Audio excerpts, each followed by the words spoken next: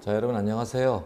자, 여러분들과 함께 직업상담사 2급 1차 필기시험을 대비해서 문제풀이 강의를 함께하고 있습니다.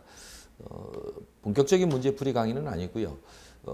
저희가 기본서를 가지고 1차 시험과 2차 시험을 대비해서 노동시장론의 기본 이론을 쭉 공부를 다 했어요. 물론 뭐 공부하는 과정에서 1차 필기시험을 대비한 공부를 이론 정리를 했습니다만 제가 2차까지 끌고 가야 될 내용들은 조금 더 심도 있게 공부를 우리가 했죠. 자, 그 내용들을 가지고 이제 우리가 단원별로 우리가 공부했던 파트 안에서 우리가 예상했던 논점들 이것들이 어떻게 출제가 됐었는지 객관식 1차 필기시험을 대비한 기출문제 확인하는 시간이다. 이렇게 이해를 하시면 될 것 같아요. 그래서 문제는 뭐 물론 여러분들이 이제 1차 시험을 앞두고 많은 기출문제를 풀어야 하겠지만 우리가 공부했던 논점에 해당하는 대표적인 기출문제들 그래서 여기 있는 것만이 아니라 원래는 이것보다 훨씬 많아요. 기출문제는. 그러나 여기 있는 문제들이 대표적인 문제들이다. 이렇게 이해를 하시고 여러분들이 본격적인 기출문제 강의로 들어가기 전에 기본 이론에서 공부했던 논점들을 다시 한번 복기하는 이런 시간을 갖도록 하겠습니다. 그래서 노동시장론 파트는 워낙 출제가 변형 문제들이 좀 많이 나오고 있고요. 새로운 신기출 문제들이 계속 나오고 있어서 또 과목 자체도 직업정보론과 달리 이론적인 내용이잖아요. 노동경제학 파트거든요. 그래서 출제 기준에서도 2015년에 출제 기준이 바뀌면서 이제는 노동경제학 개론 수준으로 출제를 하겠다. 이렇게 출제 기준에서 밝혔기 때문에 계속 범위가 넓어지고 또 깊어지고 있다. 뭐 이 정도로 봐주시면 될 것 같고, 그래서 옛날 기출 문제들이야 쉬운 문제들이 많이 있죠. 아주 단답식의 문제들. 그러나 이제 앞으로는 지금도 그런 추세에 있긴 합니다만 계속 내용들이 쉽지 않은 문제들도 나올 수 있다. 그래서 제가 항상 말씀드립니다만 특히 2차 주관식 문제를 대비해서도 암기보다는 이해 위주로 공부를 좀 해 주셔야 되는 과목이 노동시장론 과목입니다. 특히 이 개념, 용어 이런 것들은 정확하게 좀 이해를 하셔야만 2차 시험에서 쓸 수 있을 거고요. 그 다음에 이 경제 용어를 사용하는 이론이나 이런 것들이 굉장히 좀 매끄럽게 이해가 돼요. 그래서 가급적이면 특히 전체 노동시장론 4편 중에서 1편 노동시장의 이해 또는 노동시장에 대한 경제학적 분석 이 파트는 노동의 수요 이론하고 노동의 공급 이론 그다음에 노동시장의 균형 분석 이 세 가지로 구성되어 있는데 이쪽은 특히나 순수한 경제학적인 측면들이 많아서 여러분들이 암기보다는 이해 위주로 좀 공부를 해주십사 제가 말씀을 드리고 또 공부도 그렇게 했어요. 자, 그 중에서 우리가 노동 수요 이론부터 이제 보는 거죠. 그러니까 여러분들 머릿속에서는요 저희가 공부했던 내용들이 좀 떠올라야 돼요. 그래서 좌표로 여러분들이 가지고 가셔야 될 게 노동시장론의 전체적인 모습입니다. 그래서 우리가 노동시장론이라는 과목을 여러분들이 이제 공부하실 때 어차피 기본 이론은 다 이제 여러분들이 공부하셨으니까 지금은 문제를 통해서 대표적인 기출 문제를 통해서 그 내용들을 좀 떠올리셔야 돼요. 그래서 노동시장론에서는 전체적으로 보면 우리가 첫 번째로 공부했던 게 노동시장의 이해 뭐 이렇게 돼 있는데 저희가 파트 1 이렇게 돼 있는 파트예요. 총 4개의 파트로 구성되어 있을 때 노동시장의 이해라는 이름을 달아놓고 있지만 실제로는 노동시장론입니다 이게. 근데 과목 이름하고 같으면 안 되니까 이제 노동시장의 이해 이렇게 제목을 단 거죠. 자, 여기서는 여러분들 공부하셔야 될 내용 또는 여러분들이 공부했던 내용이 첫째가 노동 수요 이론이 있어요. 이거 공부했고요. 그 다음에 두 번째로는 노동 공급 이론을 공부했습니다. 그 다음에 세 번째로는 노동시장의 균형을 공부했죠. 요 세 가지가 합쳐져서 세 가지 파트가 합쳐져서 이제 1편을 구성하는 거예요. 이쪽이 워낙 출제가 많이 될 뿐만 아니라 내용이 어려워요. 또 기출문제들도 계속 새로운 기출문제들이 많이 나오고 있고, 다만 우리는 좀 선택과 집중을 했다. 우리가 경제학 공부를 할 수는 없으니까. 그래서 출제 범위나 출제 기준에 맞춰서 우리가 좀 공부를 열심히 했는데, 수요 공급, 노동의 수요 공급 이론 공부하는 곳이라고 했어요. 그래서 노동 수요 이론에서 우리가 공부했던 논점이 뭐였냐면, 첫째가 노동 수요의 개념을 공부했고요. 개념. 그 다음에 두 번째로는 그래서 노동 수요가 뭐냐 이거 공부하고 노동 수요의 특징 공부도 했습니다. 그 다음에 두 번째로는 노동 수요에 영향을 미치는 노동 수요 결정 요인 공부했어요. 이렇게 했죠. 그래서 여러분들이 공부했던 걸 떠올리시자면 노동 수요 개념에서는 수요 개념을 우리가 먼저 공부했죠. 그래서 수요란 뭐냐? 그러면 수요란 일정 기간 동안에 노동을 구매하고자 하는 욕구 또는 욕구의 양, 크기, 이걸 수요량 이렇게 얘기했으니까, 그래서 노동 수요의 개념은 첫째가 일정 기간 동안의 개념이다. 그래서 우리가 플로우 개념, 유량 개념이란 말을 썼죠. 그래서 스톡 개념, 저량 개념이 아니다. 일정 시점의 개념이 아니다. 이런 공부했고요. 그 다음에 두 번째로는 일정 기간 동안의 노동을 구매하고자 하는 욕구의 크기다. 그래서 구매하고자 하는 욕구. 다시 말하면 사전적 개념이다. 그 다음에 마지막으로 막연한 욕구가 아니다. 구매력이 수반된 욕구를 의미한다. 이렇게 해서 노동 수요의 개념을 공부했고요. 그리고 나면 노동 수요의 개념이 이해가 되고 나면 그 다음에 이제 노동 수요의 특징 같은 것도 공부를 했어요. 노동 수요의 특징. 그래서 노동 수요는 생산물 수요와 달리 노동 수요가 가지고 있는 특징이 있는데, 그 특징이 뭐냐? 두 가지가 있었습니다. 첫째가 유발 수요 내지는 파생 수요의 성질이 있었죠. 그래서 노동 수요는 노동이라는 생산 요소니까 노동을 생산 요소로 사용해서 만든 최종 생산물에 대한 수요로부터 유발 또는 파생되는 수요다. 이런 공부했고요. 두 번째로는 노동 수요는 결합 수요의 성질을 가지고 있어요. 결합 수요. 그래서 노동 수요는 독립적인 수요가 아니라 다른 생산 요소와 결합해서 이루어지는 수요예요.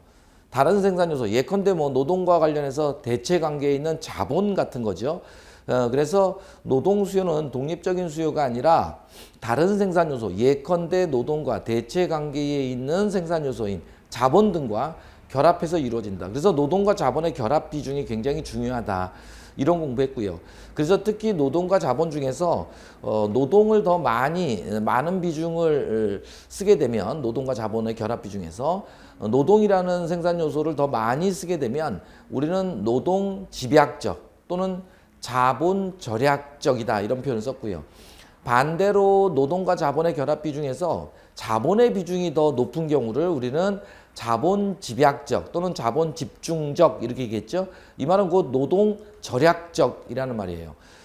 그래서 우리가 오늘날의 생산기술 방식의 변화를 봤더니 노동으로부터 자본으로 비중이 옮겨가고 있죠.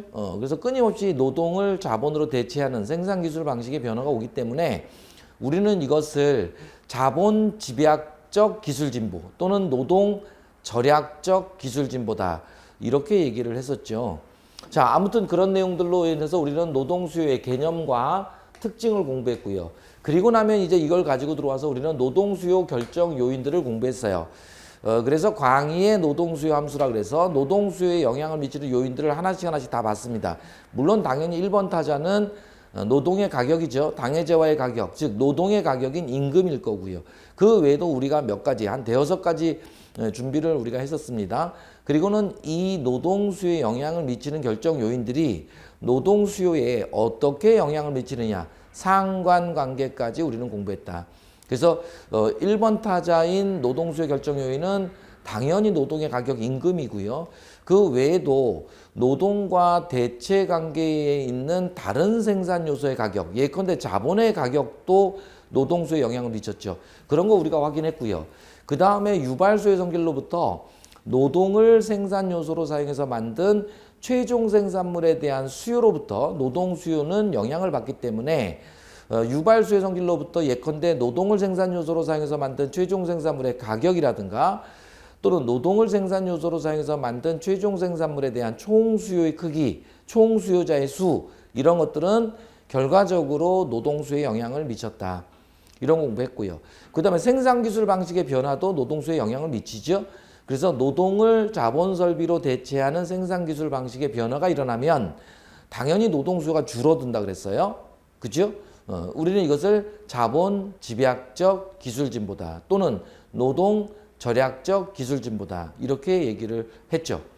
자, 그렇게 해서 이제 노동 수요 결정 요인을 공부하고 나면 우리는 이거로부터 노동 수요량의 변화,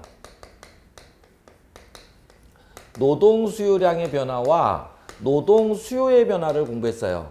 기억나세요? 노동 수요의 변화. 되게 중요한 개념이죠. 그래서 노동 수요량의 변화와 노동 수요의 변화의 차이점을 우리는 공부했는데 이 노동 수요 결정 요인, 특히 광의의 노동 수요 결정 요인 중에서 1번 타자 결정 요인이죠. 당해제와의 가격, 즉 노동의 가격인 임금이 변화하게 되면 노동 수요량이 늘거나 주는데 그것을 그래프로 그려봤더니 동일한 노동 수요 곡선상의 수요점의 이동으로 움직임이 있더라. 우리는 이것을 노동 수요량의 변화다 이렇게 얘기하고요. 그 다음에 1번 타자인 노동의 가격, 즉 임금 이외의 다른 노동 수요 결정 요인들이 변화해서 노동 수요량이 늘거나 줄게 되면 이걸 그래프로 그려봤더니 동일 노동 수요 곡선상의 수요점의 이동이 아니라 노동 수요 곡선 자체가 우측 또는 좌측으로 이동했죠. 그래서 만일에 노동의 가격인 임금 이외의 요인이 변화해서 노동 수요량이 늘어나게 되면 우하향하는 노동 수요 곡선을 우측으로 이동시켰고요.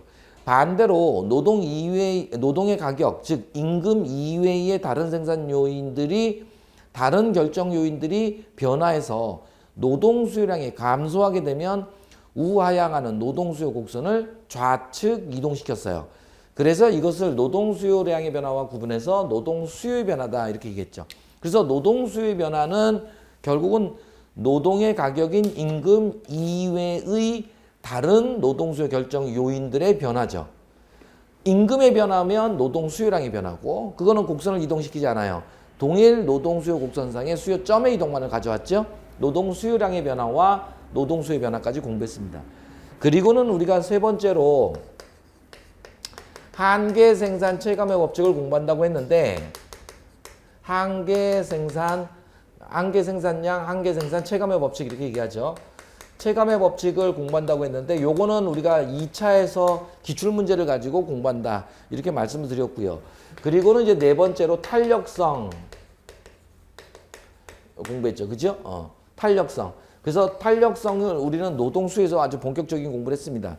그래서 노동 수요의 임금에 대한 탄력성은 임금의 변화율 분의 노동 수요량의 변화율이다. 이렇게 해서 우하향하는 노동 수요 곡선의 기울기를 우리에게 가르쳐 준다. 그래서 노동 수요의 임금 탄력성이 1보다 크면 우리는 노동 수요의 임금 탄력성이 탄력적이다 또는 탄력성이 크다라고 얘기하고 이렇게 노동 수요의 임금 탄력성이 1보다 큰 경우, 즉 노동 수요의 임금 탄력성이 탄력적이면 탄력적일수록 우하향하는 노동 수요 곡선의 기울기는 완만해진다. 이렇게 공부했죠.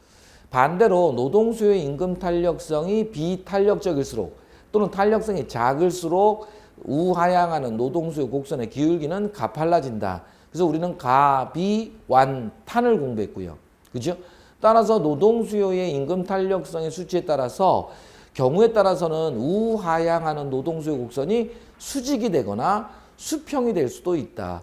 그러면 수평일 때는 완전 완만하니까 노동 수요의 임금 탄력성의 수치는 얼마가 나와야 돼요? 완전히 커야 되죠. 무한대가 나왔다. 반대로 노동 수요 곡선이 수직의 형태인 때는 완전 가파르죠. 그죠? 그러니까 완전 비탄력적인 경우여야 된다. 따라서 노동 수요의 임금 탄력성은 완전 비탄력, 완전 작아져야 되니까 노동 수요 임금 탄력성의 수치는 0이 나와야 될 거예요. 그러면 노동 수요 곡선은 수직의 형태를 띠게 된다. 그래서 탄력성을 공부하고 나면 우리는 우하향하는 노동 수요 곡선의 기울기를 알 수 있다. 가비완탄 공부한 거 꼭 기억하시고요. 그 다음에 계산 문제와 관련해서는 노동 수요의 임금 탄력성의 계산 공식은 임금의 변화율 분의 노동 수요량의 변화율인데 변화율을 우리한테 안 주죠. 우리 보고 변화율을 구하라는 거 아니에요? 그러면 공식을 전환시킬 수 있었죠. 그래서 임금의 변화율은 종래의 임금분의 임금의 변화분 곱하기 100 해서 구하고요. 노동 수요량의 변화율은 종래의 노동 수요량분의 노동 수요량의 변화분 곱하기 100 이렇게 해서 구한다. 이중문수로. 그래서 숫자 대입하면 탄력성의 수치를 우리는 계산해낼 수 있다. 여기까지 공부를 했습니다. 그래서 이 내용들이 노동 수요율을 해서 여러분들이 공부했던 논점이다. 어마무시한 문제들이 여기서 출제가 됐어요. 그래서 여기는 이제 대표적인 문제들을 수록해 놓은 거니까 이거는 이 문제를 외우는 게 중요한 게 아니라 이 문제를 이해를 하셔야 됩니다. 그래야만 유사한 문제들이 나왔을 때 또 나온 경우도 다 여러분들이 맞출 수 있는 거죠. 그래서 꼭 이해 중심으로 공부를 해 주십사 제가 말씀을 드린 거예요. 자, 그러면 이 내용을 가지고 우리가 공부했던 내용을 가지고 이제 핵심 문제들을 함께 보도록 하겠습니다. 기본 이론처럼 저희가 자세하게 설명을 드릴 수는 없지만 여러분들이 우리가 기본 이론에서 공부했던 내용들을 제가 요약 정리해서 설명을 드릴 거예요. 떠올리셔야 되기 때문에 그렇습니다. 그러니까 끊임없이 제가 드리는 설명들을 가지고 여러분들이 공부했던 내용들, 그래서 이미 입력은 되어 있지만 아직 출력이 잘 안 되는 내용들을 계속 출력하는 연습을 하셔야 되고요. 그리고 만일에 제가 하는 얘기가 아예 생뚱맞은 소리 같다 그러면 기본 이론 공부를 좀 다시 시간 있을 때 좀 복기를 해주시는 게 굉장히 중요하다. 이렇게 말씀드립니다. 자, 그래서 노동 수요 이론과 관련된 핵심 문제들을 볼게요. 1번 문제, 다음 중 노동 수요의 특성으로 틀린 것은 했죠. 자, 여기는 이제 노동수의 특성이라고는 얘기했지만 실제로는 노동수의 개념과 노동수의 특징을 같이 가지고 들어온 거예요. 그래서 노동수의 개념과 특징 여기서 얘기할 때 노동수의 개념은 제가 뭐라고 했습니까? 일정 기간 동안에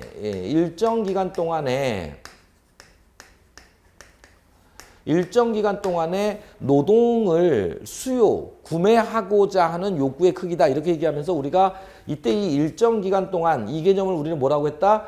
플로우 개념이라고 했어요. 그죠? 플로우 개념이라고 했고 요것을 번역을 한 말이 유량, 흐를 유자를 쓴다 그랬어요. 유량 개념이다. 이런 개념 썼죠. 그죠? 그래서 요것과 반대되는 개념이 뭐냐? 일정 시점에서 바라보는 개념이죠. 그래서 일정 시점에서 이렇게 나가는 개념이 있다면 요거는 여러분들 스톡 개념이라 그래요. 스톡 개념. 스톡 개념이라고 하고 요걸 번역한 말이 유량 개념에 대응해서 저량 개념이란 말이에요. 그래서 제가 여러분들 우리 쪽에서의 노동 수요나 노동 공급의 개념은 요 일정 기간 동안의 개념입니다. 플로우 개념이고 유량 개념입니다. 혹시라도 이렇게 일정 시점 또는 스톡 개념, 저량 개념이란 말이 나오면 틀린 지문입니다. 이렇게 말씀드렸잖아요. 그죠? 그래서 노동 수요란 일정 시점에서 노동을 구매하고자 하는 욕구의 크기를 말한다. 틀린 지문이에요. 일정 시점이 아니라 일정 기간이니까. 이해되시겠죠? 그래서 요 개념이라는 걸 반드시 기억하시고 이런 개념이 아니다. 이렇게 보시면 됩니다. 그래서 여러분들 유발 수요, 결합 수요, 유량 개념, 저량 개념 할 때 저량 개념 또는 스톡 개념 나오면 이게 정답이에요. 그래서 노동 수요는 저량 개념이 아니고 유량 개념이다. 즉 스톡 개념이 아니라 플로우 개념이다. 즉 일정 시점의 개념이 아니라 일정 기간 동안의 개념이다. 이렇게 이해를 해주셔야 된다는 거예요. 여기는 지금 여러분들 저량 개념 이렇게 딱 나왔지만 이걸 스톡 개념으로 바꿔도 여러분들 같은 말이라는 걸 이해하셔야 되고요. 일정 시점에서 이렇게 개념이 나와도 틀린 지문이라는 걸 기억하셔야 된다고요. 그 다음에 두 번째, 노동수요의 특징을 보니까 노동수요는 아까도 제가 말씀드렸습니다만 두 가지 특징을 가지고 있어요. 생산물 수요와는 다른 특징이 있는데 첫째가 유발 수요입니다. 유발 수요. 독립적인 수요가 아니라 유발 수요다. 또는 이걸 다른 말로 파생 수요라고도 해요. 그래서 노동 수요는 우리가 개념 다 공부했습니다. 기본 이론에서. 노동 수요는 독립적인 수요가 아니고요. 노동을 생산 요소로 사용하여 만든 최종 생산물에 대한 수요로부터 유발, 파생되는 수요다. 이렇게 우리가 공부했습니다. 그래서 우리가 기본 이론에서 공부했던 게 여러분들 한번 생각을 해보세요. 예를 들면 삼양라면에 가격이 하락해요. 그러면 여러분들 당연히 삼양라면이라는 재화에 대한 시장의 생산물 시장에서의 수요가 어떻게 되겠어요? 올라가죠. 그러면 여러분들 당연히 삼양라면에서는요. 이 수요에 부응하기 위해서 삼양라면에 대한 생산 공급을 늘리겠죠? 그러면 삼양라면 회사 내에서의 노동 수요는 어떻게 되겠어요? 늘어나죠. 늘어났잖아요. 그러니까 노동 수요에 있어서 노동 수요는 독립적인 수요가 아니라 노동을 생산 요소로 사용하여 만든 최종 생산물, 삼양라면이라는 최종 생산물에 대한 수요로부터 유발 또는 파생됐다 이 말이에요. 그러니까 여러분들 노동을 생산 요소로 사용해서 만든 최종 생산물에 대한 수요 결정 요인, 당해 재화의 가격, 삼양라면의 가격은 노동 수요 결정 요인이 되죠. 노동을 생산 요소로 사용하여 만든 최종 생산물의 가격은 노동 수요 결정 요인이 된다고요. 이걸 우리가 나중에 노동 수요 결정 요인에서 공부할 거다. 그래서 유발 수요, 파생 수요의 개념이 하나 있다는 거 특징. 그다음에 두 번째로 노동 수요는요. 생산물 수요와 달리 결합 수요의 성질이 있어요. 결합 수요. 독립적인 수요가 아니라 다른 생산 요소와 결합해서 이루어지는 수요입니다. 우리가 직업정보론에서 산업활동에서도 공부했습니다만 결국은 원재료, 노동, 자본설비 등이 결합되어서 재화가 생산되잖아요. 그 속에 이제 노동이 생산 요소로 있는데 노동만이 생산 요소는 아니죠. 원재료도 생산 요소고 자본설비도 생산 요소잖아요. 그러니까 노동이라는 생산 요소는 노동과 특히 일정한 관계, 어떤 관계죠? 대체 관계에 있는 뭐예요? 생산 요소 중에서 자본설비죠. 자본은 노동과 대체가 가능하니까. 그래서 특히나 노동은 노동과 대체 관계에 있는 다른 생산 요소, 예컨대 자본이라는 생산 요소와 결합해서 이루어지는 수요예요. 그러니까 노동과 자본의 결합 비중이 굉장히 중요하죠. 그러면 노동과 대체 관계에 있는 다른 생산 요소, 예컨대 자본의 가격은 노동 수요에 영향을 미치겠죠? 예를 들면 여러분들 보세요. 결합 수요 성질로부터 자본의 가격이 하락해요.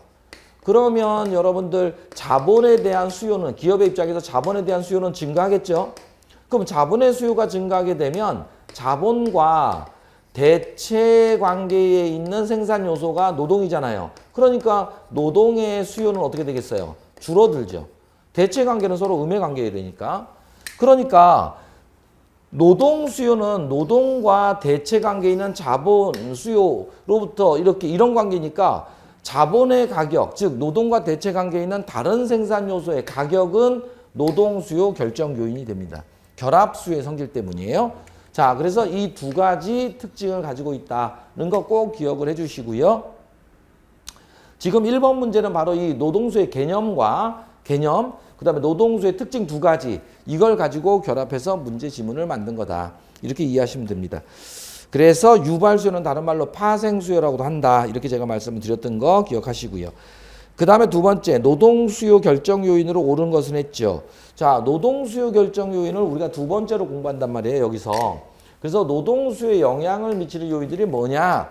우리 한 5가지 공부를 했어요. 그래서 1순위는 당해재화의 가격, 즉 노동의 가격인 임금이고 그 외에도 유발수요와 결합수요 성질로부터 다른 생산 요소, 즉 노동과 대체 관계에 있는 다른 생산 요소, 예컨대 자본의 가격은 노동수요에 영향을 미치는 결정 요인이 된다. 그 다음에 유발수요 성질로부터 노동을 생산 요소로 사용해서 만든 최종 생산물에 대한 수요, 즉 결정 요인이죠. 그래서 예컨대 노동을 생산 요소로 사용해서 만든 최종 생산물의 가격이라든가 또는 노동을 생산 요소로 사용해서 만든 최종 생산물에 대한 총 수요자의 수, 총 수요의 크기, 이런 것들은 노동 수요 결정 요인이 된다. 그 다음에 생산기술 방식의 변화, 그죠? 결합수요 성질로부터 노동을 자본 설비로 대체하는 생산기술 방식의 변화가 오면, 즉 자본 집약적 기술 진보가 일어나면 노동 수요는 줄어들 거다, 감소할 것이다. 그죠? 그 다음에 노동 생산성도 노동 수요 결정 요인이었죠. 그래서 노동 생산성의 양상은 일반적으로 노동 수요를 감소시킨다. 우리 이렇게 공부했단 말이에요. 그 노동 수요 결정 요인으로 옳은 것은 1번이죠. 다른 생산 요소, 예컨대 자본의 가격의 변화. 자본의 가격의 변화는 노동과 대체 관계에 있는 다른 생산 요소, 예컨대 자본의 가격이 하락하면 자본의 수요가 증가하면서 대체관계에 있는 노동수요는 줄어들 거고요. 반대로 여러분들 자본의 가격이 상승하면 어떤 일이 발생하겠어요? 그러면 자본에 대한 수요가 줄어들겠죠? 비싸면 덜 산다. 그럼 자본의 수요가 줄어들게 되면 대체관계에 있는 노동수요는 증가하게 되겠죠. 화살표의 관계가 이래요. 이런 영향을 미친다. 그러면 다른 생산 요소의 가격이 변화. 1번은 노동수요 결정 요인은 옳은 거고요. 나머지는 뭔가? 나머지는 주로는 뭐 노동 공급 결정 요인일 거예요. 그래서 인구의 규모와 구조, 노동 공급 결정 이론이죠. 그래서 우리가 여러분들 노동 공급 이론에 가면 한 나라의 거시적 측면에서의 노동 공급 이론, 그래서 한 나라의 노동 공급력의 크기 결정 요인, 그래서 1번 타자가 여러분들 총 인구의 크기고, 두 번째가 총 인구 중 생산 가능 인구의 크기, 세 번째가 생산 가능 인구 중에서 경제활동 인구가 차지하는 비중, 즉 경제활동 참가율, 이런 것들을 노동 공급 결정 요인으로 공부했잖아요. 거시적 측면에서. 그 다음에 노동에 대한 노력의 강도, 그러니까 뭐 표현은 좀 그렇습니다만 노동과 여가 중에서 어느 정도로 노동을 선호하느냐. 그래서 노동과 여가 중에서 노동을 선호하는 비중이 더 높을수록 일을 아무래도 더 많이 하겠죠. 이런 겁니다. 자, 그래서 나머지는 확인 좀 해주시면 되고, 우리가 노동수 결정 요인 5가지는 꼭 외우라고 말씀드렸어요. 제목 외우시고 상관관계, 화살표 관계도 기억을 해주시는 거예요. 그 다음에 3번, 다음 중 노동 수요 곡선을 이동시키는 요인이 아닌 것은 했죠. 자, 이게 바로 노동 수요량의 변화와 노동 수요의 변화죠. 이겁니다. 노동 수요량의 변화와 노동 수요의 변화. 그럼 노동 수요량의 변화가 오는 발생 원인은 뭐라고 했죠? 노동 수요 결정 요인 중 임금의 변화죠. 그러면 노동수요 결정 요인 중 임금이 변화하게 되면 노동수요량이 늘거나 주는데, 자, 이것을 그래프로 그렸더니 동일 노동수요 곡선상의 수요점의 이동으로 나타나더라. 그죠? 우리는 이것을 노동수요량의 변화라고 했고요. 그러면 이거와 구별되는 노동수요의 변화는 뭐냐? 노동수요의 변화는, 이거는 발생 원인이 뭐죠? 노동수요 결정 요인 중 임금 이외의 노동수요 결정 요인의 변화죠. 그래서 노동수요량이 늘거나 줄면 노동수요 곡선 자체를 이동시킨다. 그래서 임금 이외의 노동수요 결정 요인이 변화해서 노동수요량이 증가했다면 노동수요 곡선을 우측으로 이동시키고요. 임금 이외의 노동수요 결정 요인이 변화해서 노동수요량을 감소시키게 되면 노동수요 곡선은 좌측으로 이동하게 된다. 됐죠? 그래서 노동수요 결정 요인 중에서 임금 이외의 요인이 변화하면 노동수요 변화가 오고, 임금이 변화하게 되면 노동수요량이 변화가 오잖아요. 그래서 제가 그때 기본이론에서 말씀드렸던 게, 여러분들 이거 물어볼 때는 결국은 하나밖에 없어요. 이거는 요인이 임금 하나밖에 없고, 이건 임금 이외의 나머지 요인들은 전부 이 요인이니까. 그래서 노동수요 곡선을 이동시키는 요인으로 옳지 않은 것 하면 무조건 정답은 뭐다? 임금의 변화예요. 임금의 변화는 노동수요 곡선을 이동시키지 않죠? 노동수요 곡선상의 수요점의 이동을 가져온다.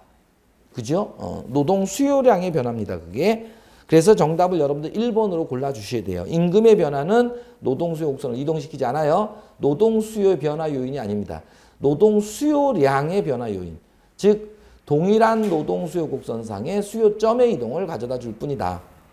그러나 2번, 3번, 4번 같은 경우에는 전부 다 뭐예요? 이거는 노동수요 결정 요인 중에서 임금 이외의 노동수요 결정 요인이죠. 이런 요인들의 변화가 오게 되면 노동수요 곡선 자체가 이동합니다. 우측 또는 좌측으로. 자, 그래프는 저희가 기본이론 시간에 다 그리면서 설명을 했기 때문에 지금은 여러분들 이걸 정리하는 단계고 출력하는 단계라서 제가 이 정도로만 설명을 드리도록 할게요. 기본이론 시간에 다 그래프로 그리면서 제가 설명을 드렸던 거니까. 자, 그리고 나면 문제 4번이 탄력성 문제죠. 자, 탄력성 문제는 계산 문제가 나오면 여러분들 여기잖아요. 탄력성. 자, 탄력성은 어떻게 우리가 공부를 했죠? 탄력성의 공식, 일단 1차 시험을 대비해서는 탄력성의 공식을 여러분들이 외워야 되죠. 이거는 외워야 됩니다. 그럼 탄력성의 공식은 어떻게 되죠? 자, 우리가 공부하는 게 노동 수요의 임금에 대한 탄력성이죠. 임금 탄력성.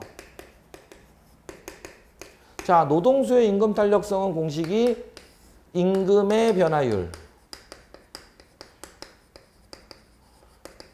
율분의 노동 수요량의 변화율이에요.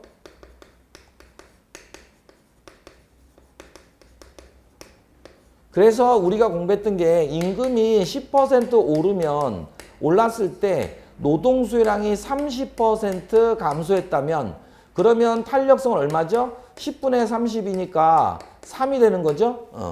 이렇게 유를 주면 우리는 그냥 유를 분모분자에다 넣으면 돼요. 공식 자체가 임금의 변화율분의 노동 수요량의 변화율이니까. 그런데 2010년 이전에는 이런 문제가 나왔어요. 유를 주는 거. 근데 지금은 유를 안 준다 그랬죠. 유를 안 주고 우리 보러 유를 구하라는 거예요. 문제 4번 문제처럼. 그러니까 우리는 이렇게 단순하게 숫자를 대입할 수 없으니까 어떻게 돼요? 우리가 유를 구하는 공식으로 이걸 변환시켜야 될 거 아닙니까?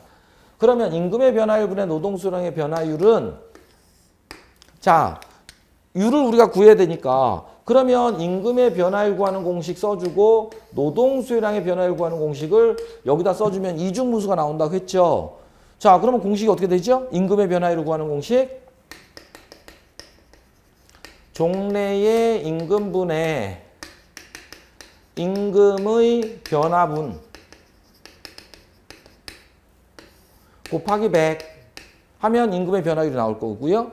그러면 똑같은 취지로 노동 수요량의 변화율은요. 종래의 노동 수요량분의 노동 수요량의 변화분이죠.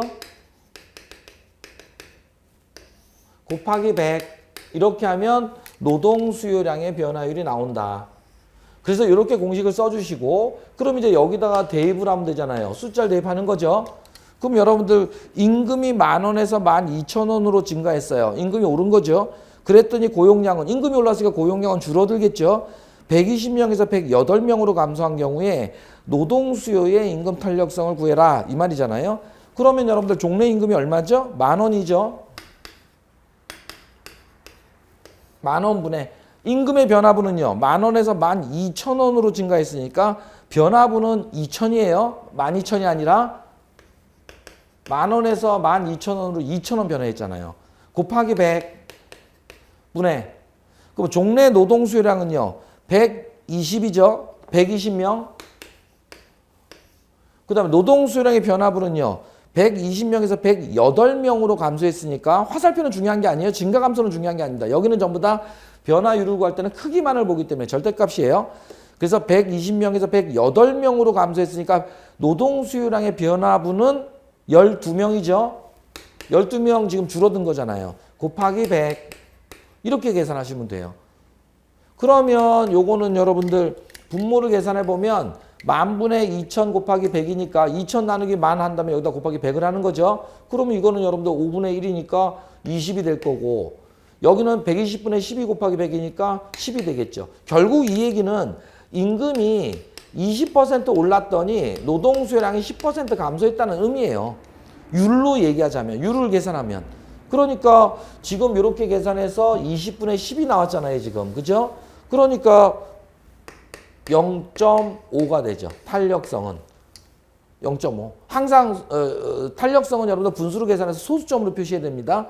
이렇게 깔끔하게 나온다. 근데 탄력성은 이렇게 깔끔하게 안 나올 때도 있어요. 뭐 예를 들면 뭐 0.713 이 얼마 이렇게 안 떨어질 수도 있어요. 그러면 이제 탄력성 계산할 때 이런 경우에는 소수점 둘째 자리에서 반올림하세요.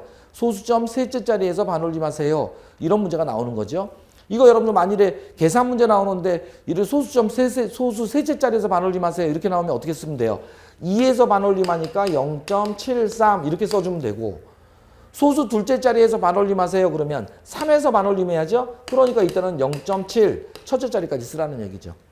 계산 문제가 나오면 이렇게 써주셔야 돼요. 2차에 가시면 1차에서는 이제 지문에서 골라내시면 되고 됐죠?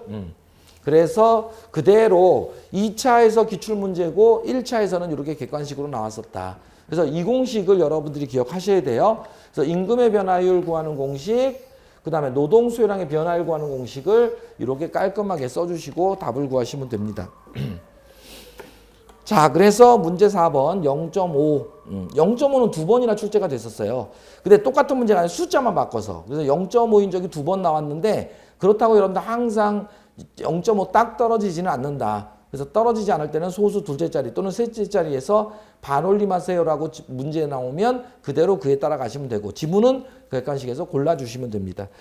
자, 그 다음에 5번 노동수의 탄력성에 관한 설명으로 틀린 것은 했어요. 노동수의 탄력성은 그래서 우리가 가비, 완탄 공부했는데 노동수요의 임금 탄력성의 결정 요인이 4가지 있었어요. 그래서 그 4가지를 여러분들 2차 가시면 외워서 쓰셔야 되고요. 상관관계까지. 객관식에서는 상관관계를 골라내시면 되는데 이때의 상관관계는 다 뭐예요? 정비례 관계라고 했죠.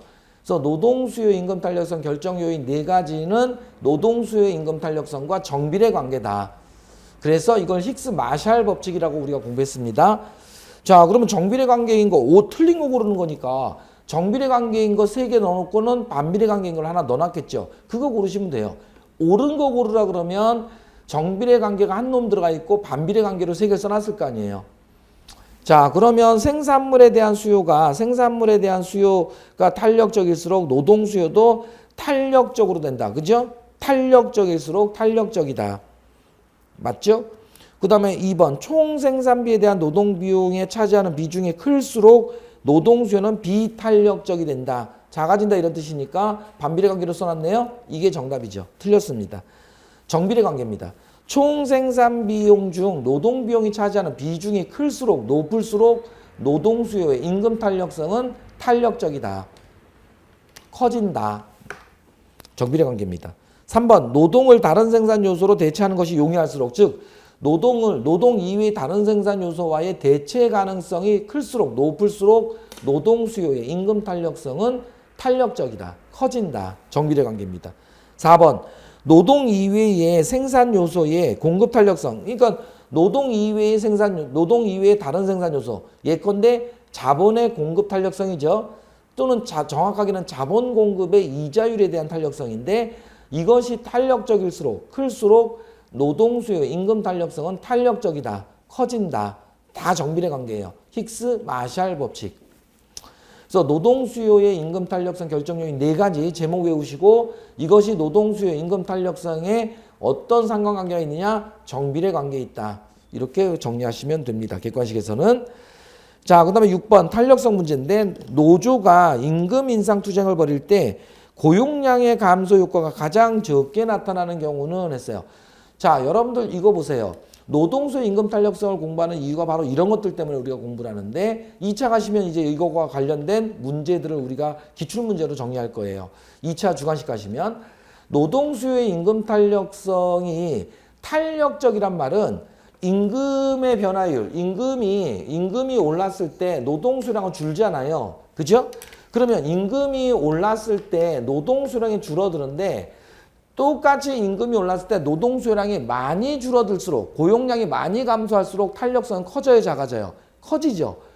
따라서 임금 인상 투쟁을 할 때 임금 인상분보다 고용 감소가 더 커지면 커질수록 즉 탄력적이면 탄력적일수록 노조에게는 불리하죠. 임금이 10% 올랐는데 고용이 한 40% 감소해 보세요. 노조가 어떻게 임금 인상 투쟁을 할 수 있겠습니까? 그죠? 자, 그래서 노조가 임금 인상 투쟁을 벌일 때 고용 감소의 크기가 가장 적게 나타나는 경우라는 얘기는 결국은 노동수의 임금 탄력성이 가장 탄력적이라는 거예요? 비탄력적이라는 거예요? 비탄력적인 경우예요. 즉 노동수요 임금 탄력성의 크기가 가장 작은 걸 찾으시면 됩니다. 그러면 여기서는 여러분들 0.1일 때죠. 그럼 노동수요 임금 탄력성이 0.1이란 말은 무슨 말이에요? 임금이 10% 올랐을 때 고용 감소가 1% 감소하는 거 아니에요? 그러면 0.1이잖아요. 10분의 1이니까. 그죠? 이해되시겠죠? 만일에 10% 감소하면요. 그때는 탄력성이 1이 나오죠. 그죠? 이해되시죠? 그래서 임금이 똑같이 올랐을 때 고용 감소가 가장 적게 나타나는 쪽이면 탄력성의 수치가 가장 작은 걸 고르셔야 됩니다. 그래서 노동수요 임금 탄력성이 작을수록 비탄력적일수록 임금 인상은 노동조합에게 유리하고요.